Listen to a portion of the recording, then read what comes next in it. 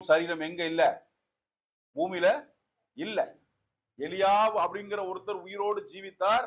ரத்தமும் சதையுமாய் எங்க போறாரு?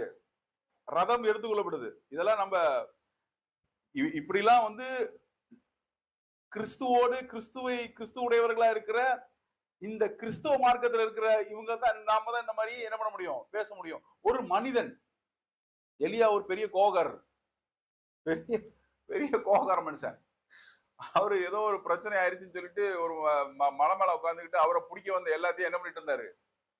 வானத்துல இருந்து அக்னி பறிச்சுக்கிட்டோம்னா வானத்துல இருந்து அக்னி என்ன பண்ணும்? பறிச்சுத்துரும்.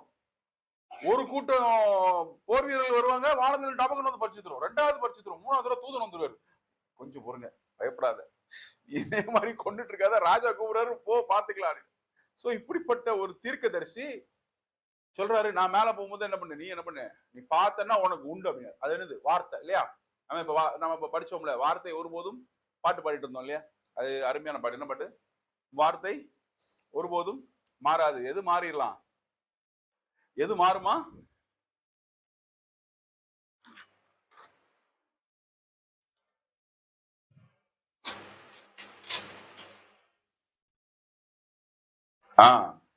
வானம் பூமியும் யாவுமே மாறிடினும் நீரோ வாக்கு மாறாதவரே. அது பாருங்க.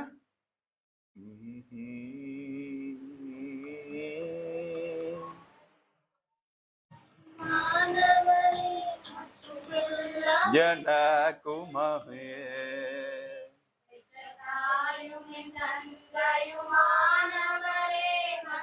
எல்லாம் எனக்கும் நீரே,